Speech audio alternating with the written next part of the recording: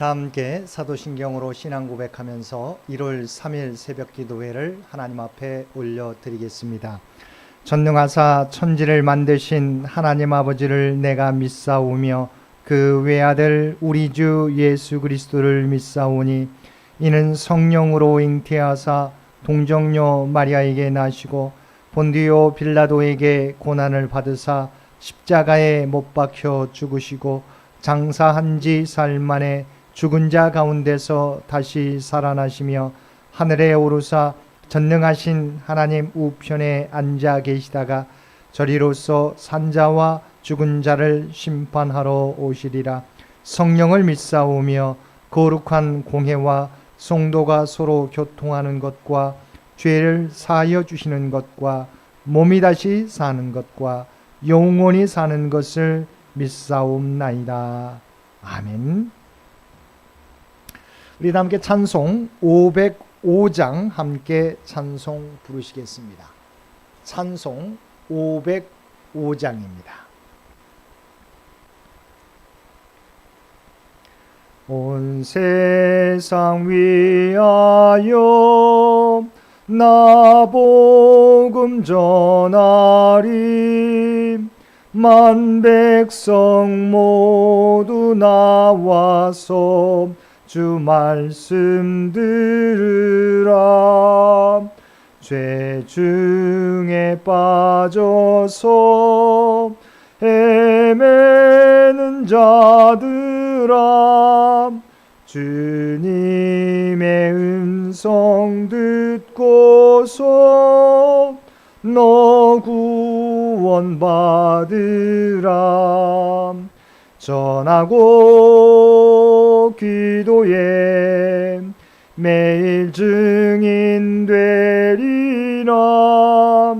세상 모든 사람 다 듣고 그 사랑 알도록 온 세상 위하여 이 복음 전하리.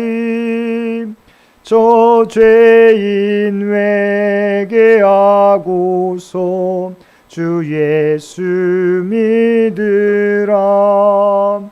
이 세상 구하려 주 돌아가신 것 나 증거하지 않으면 그 사랑 모르리. 전하고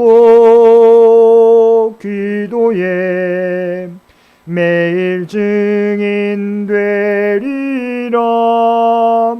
세상 모든 사람 다 듣고 그 사랑 알도록 온 세상 위하여 주 은혜 임하니.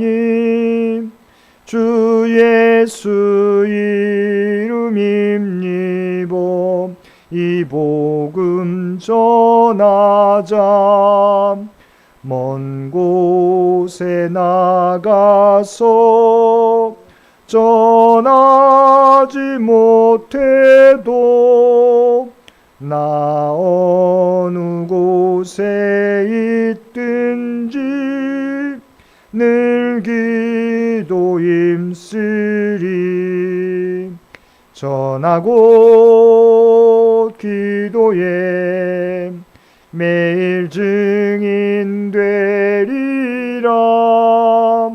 세상 모든 사람 다 듣고 그 사랑 알도록.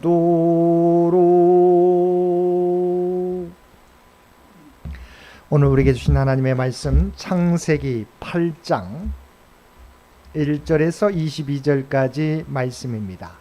창세기 8장 1절에서 22절까지 말씀입니다.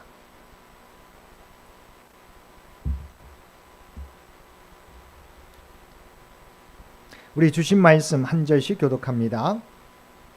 하나님이 노아와 그와 함께 방주에 있는 모든 들짐승과 가축을 기억하사 하나님이 바람을 땅 위에 불게 하심에 물이 줄어들었고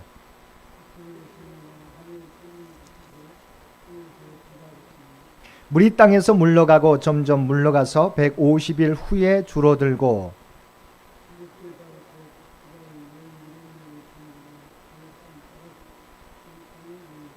물이 점점 줄어들어 열째 달 곧 그 달 초하룻 날에 산들의 봉우리가 보였더라.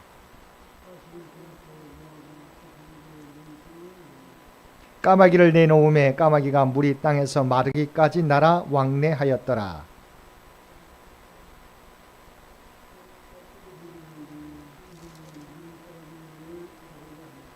온 지면에 물이 있으므로 비둘기가 발 붙일 곳을 찾지 못하고 방주로 돌아와 그에게로 오는지라 그가 손을 내밀어 방주한 자기에게로 받아들이고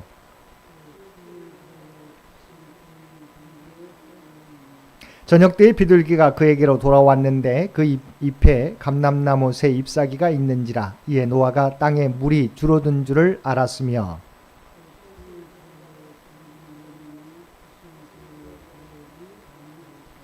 (601년) 첫째 달 곧 그 달 초하룻 날에 땅 위에서 물이 거친지라 노아가 방주 뚜껑을 제치고 본즉 지면에서 물이 거쳤더니 하나님이 노아에게 말씀하여 이르시되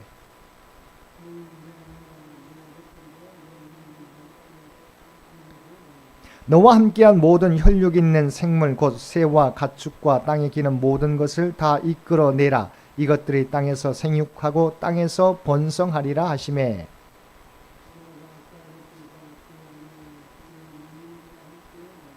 땅 위의 동물 곧 모든 짐승과 모든 기는 것과 모든 새도 그 종류대로 방주에서 나왔더라.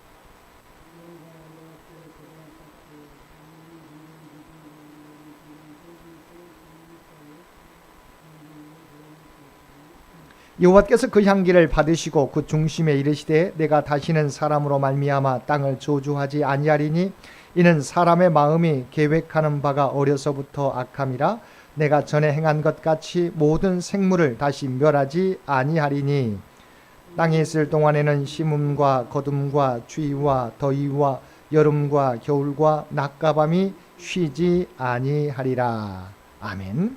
오늘도 1월 3일을 말씀과 기도로 시작하는 우리 모든 성도들 가운데 하나님의 놀라운 은혜가 언제나 함께하여 주시기를 주님의 이름으로 간절히 축원드립니다.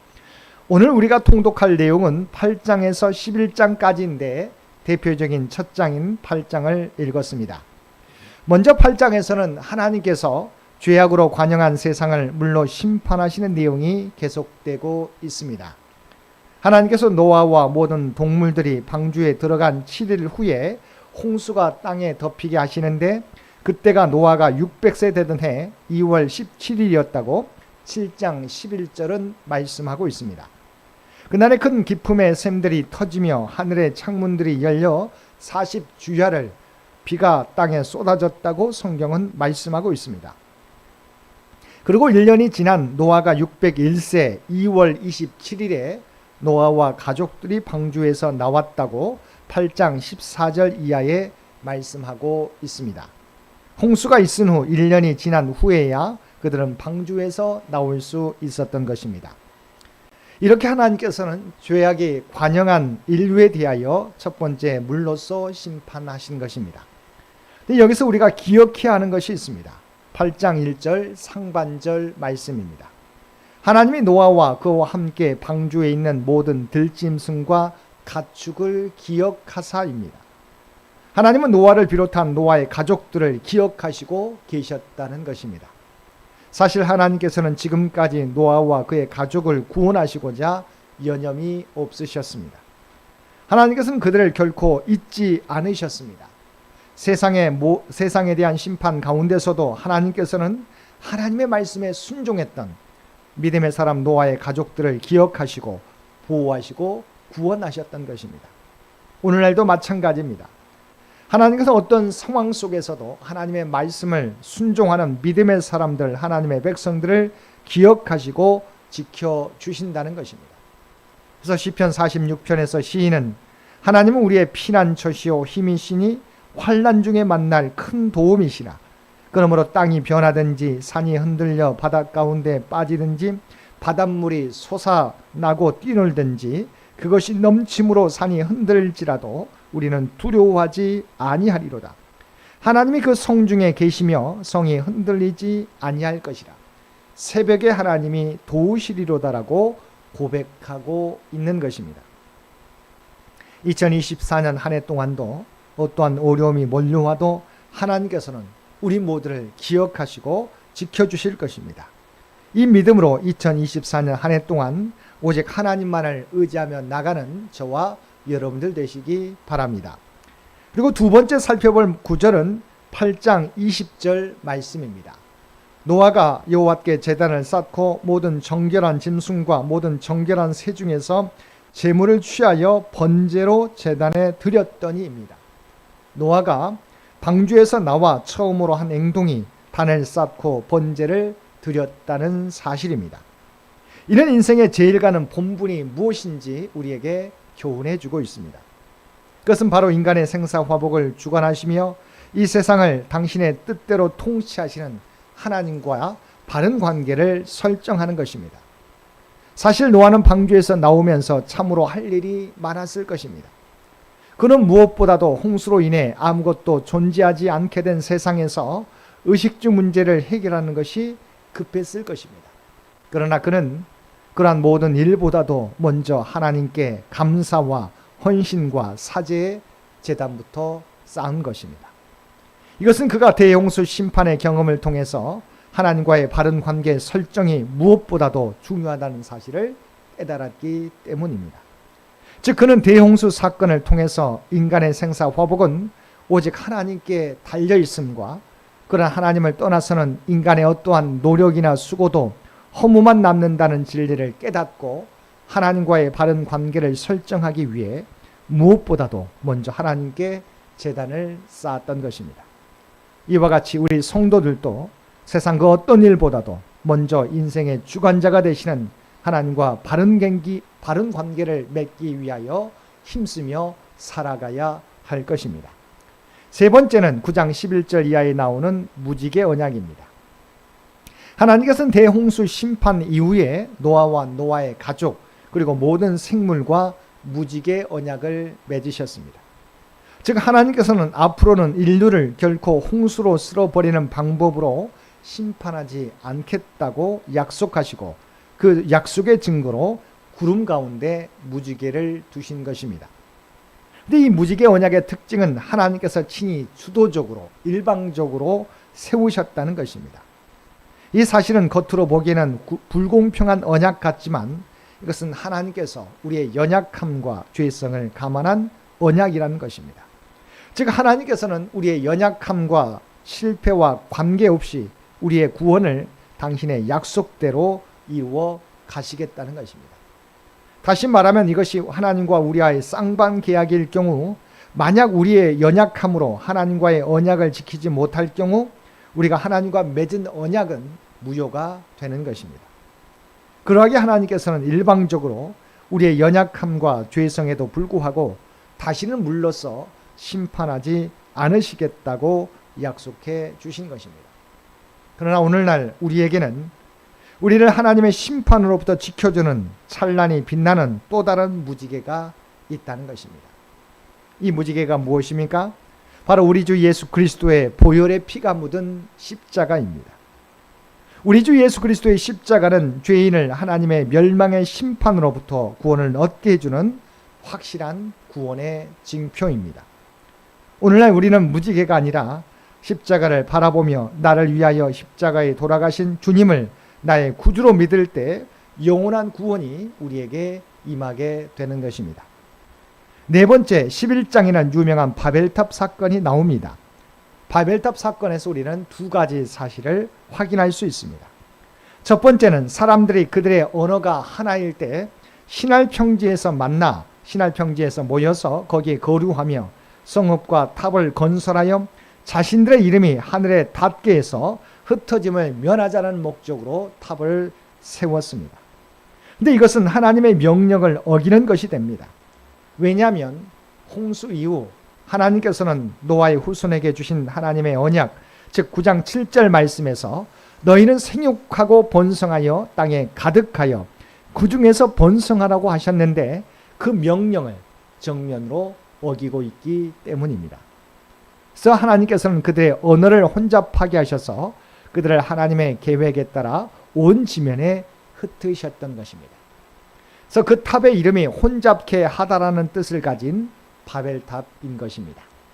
두 번째는 어제 살펴보았던 것처럼 아담의 범죄 이후 세상의 역사는 자신의 힘과 능력으로 세상을 이끌어 가려는 세상 나라와 하나님의 통치를 받는 예배 공동체로서의 하나님의 나라 공동체로 나뉘어서 진행된다고 우리가 살펴보았는데 여기서도 분명히 드러납니다.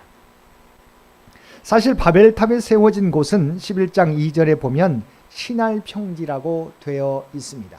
이곳은 티그리스 강과 유프라테스 강 사이에 바벨론을 의미합니다. 근데 이곳을 다스리는 사람이 누구였는지 아십니까? 10장 8절과 10장 10절 말씀을 보겠습니다. 먼저 10장 8절 말씀입니다. 구스가 또 니무롯을 낳았으니 그는 세상의 첫 용사라. 그리고 10절 말씀입니다.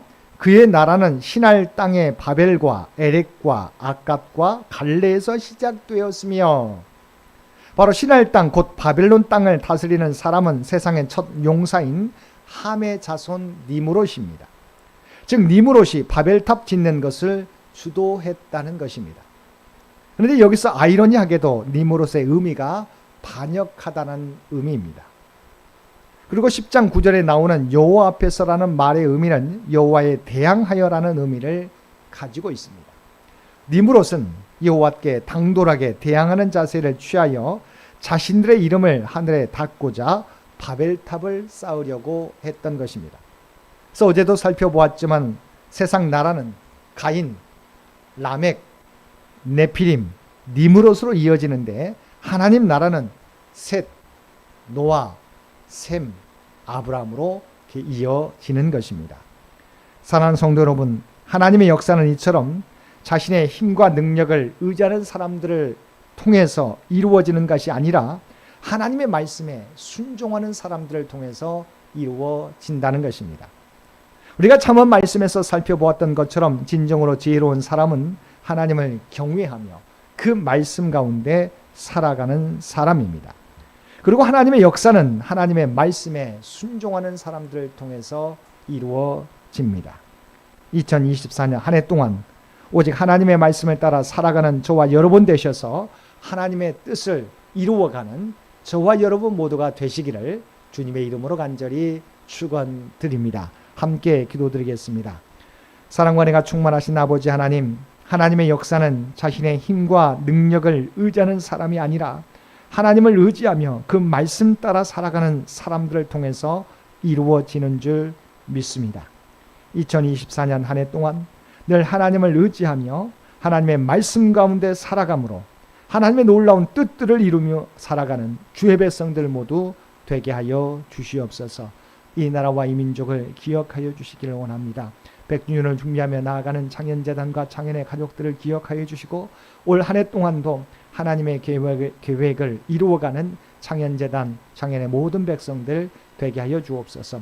육신의 연약함 가운데 있는 주의 백성들에게 하나님 치유와 회복의 역사를, 또한 물질적으로 경제적으로 어려움 당하는 자에게 하나님께서 풍성한 은혜를 베풀어 주옵소서. 살아가는 자녀들에게 지혜와 능력을 더하여 주시어서 정시에 임하는 사랑하는 자녀들에게 아버지 하나님, 하나님의 형통의 은혜를 허락하여 주시며 직장을 위하여 구하는 주의 백성들에게 하나님 그들의 길이 열려지는 놀라운 역사 허락하여 주시옵소서. 아버지 하나님, 정말 분쟁과 이제는 모든 전쟁과 싸움이 그쳐지게 도와주시고 모든 곳에 그리스도의 평화가, 참된 평화가 임하도록 그래서 역사하여 주옵소서. 오늘도 우리에게 복된 하루를 허락해 주신 것 진심으로 감사드립니다. 주님과 동행하는 우리 모두가 되게 하여 주옵소서. 오직 하나님의 말씀에 순종함으로 하나님의 뜻, 구원의 역사를 이루어가는, 또한 하나하나 성취해가는 우리 모두가 되게 하여 주옵소서.